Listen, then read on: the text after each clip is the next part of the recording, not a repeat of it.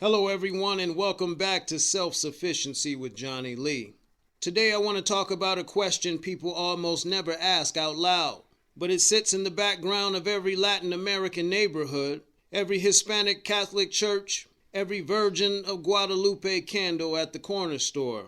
Why are so many people in Latin American Catholic? And did Christianity really get there by love and truth? The short answer, no. It came by empire. So let's walk through it. What was there before? How Christianity invaded? Why it stuck? And what that means for your self-sufficiency today. Before Columbus ever got lost in the Caribbean, there were entire civilizations in what we now call Latin America. The Aztecs, the Maya, the Inca, and many other nations and tribes with their own gods, rituals, moral codes, and philosophies. They had temples, priesthoods, calendars, and mythologies that explained the world in their own way. None of them were asking, where can I sign up for a Middle Eastern carpenter who died under Roman law? Christianity was not the default. It was an imported product that hadn't arrived yet. Then the ships showed up. Spain and Portugal rolled in during the so-called Age of Discovery, backed by kings and popes who framed the New World as territory to be claimed for Christ and the crown. Converting the local population wasn't some side hobby. It was built into the colonization project from day one. That's why you see Catholic missions everywhere in the colonial record. Missions in Mexico, Central America, South America, and Brazil, built to convert and so-called civilize the local population and to fold them into Spanish or Portuguese culture. And look at how they did it.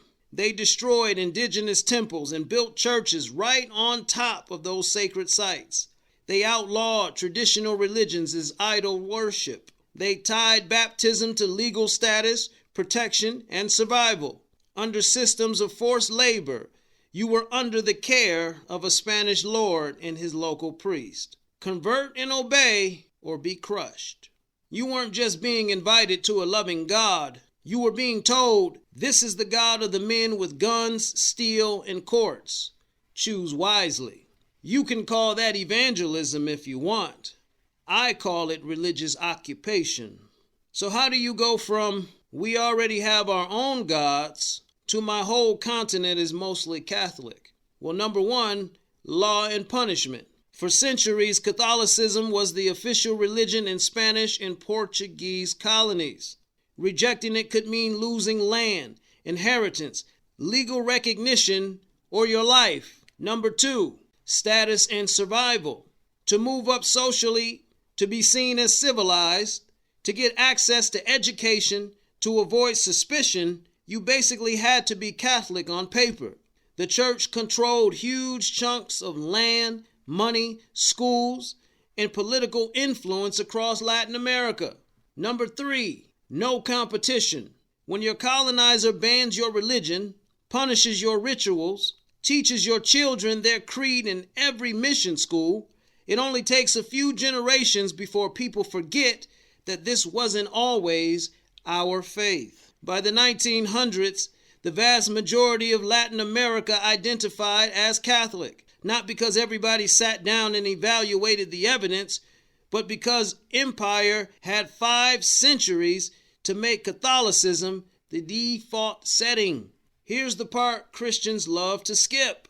Latin American Catholicism is not just pure Bible Christianity. It's full of Indigenous and African DNA because people refuse to let go of their old gods completely.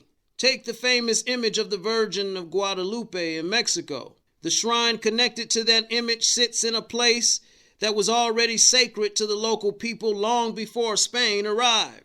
Over time, indigenous reverence for the sacred feminine blended with the Catholic image of Mary, and Guadalupe became a symbol of both faith and Mexican identity. Look at Brazil and the Caribbean. Enslaved Africans outwardly honored Catholic saints while secretly preserving African deities behind those saintly faces. They used the saints as covers to keep their own gods alive. This is what oppressed people do. They outwardly bow to the empire's God, but they sneak their own ancestors and spirits in the back door. So when you say Latin people are just naturally Catholic, remember this: a lot of that Catholicism is actually survival dressed up as obedience. Now, even with all the changes we're seeing now, evangelicals rising, more people saying no religion, church attendance dropping, Latin America is still heavily Catholic. A massive share of the world's Catholics live there. Why? Because when you build a religion into birth, marriage, holidays, and national symbols, and even independence movements, it stops feeling like the colonizers' religion and starts feeling like who we were as a people. Mexican flags and Guadalupe candles, Brazilian processions, Latin American political speeches that still invoke God and the Virgin like national mascots. After 500 years, a foreign God can feel like family, even if he arrived with chains, not open arms. So let me bring it home. If you grew up Latino, Catholic, maybe in South America, or in a Latino household in the States, I'm not attacking your grandmother's lighting candles. I'm not mocking your rosary or your parents' devotion. What I'm saying is this: be honest about where this religion came from and how it landed on your people. It didn't grow out of Latin soil. It rode in on European ships. It was enforced through law, land, and violence. And only later was it wrapped in flags and family tradition. So when you say I'm Catholic because my people have always been Catholic, no. Your people once had other gods, other stories, other ways of seeing the world. Those were beaten down, renamed, or absorbed under Christian branding. You're not choosing Christianity in a vacuum. You are inheriting the aftershocks of conquest. And this is where self-sufficiency comes in. Are you Catholic because you've looked at the history, the evidence, the contradictions, and still think this God is real? Or are you Catholic because your great-great-grandparents were colonized and nobody ever told you there was a before? That's the question I'm pushing you to ask. Because a self-sufficient person doesn't just accept the faith of their conqueror and call it destiny. A self-sufficient person looks history in the face and says, I know this religion. I know how this religion got here. I know who benefited from it. Now I choose what I believe or don't believe with my eyes open. You don't owe loyalty to the God of the empire. You owe loyalty to reality, to your own mind, and to the people still bleeding under systems that use his name.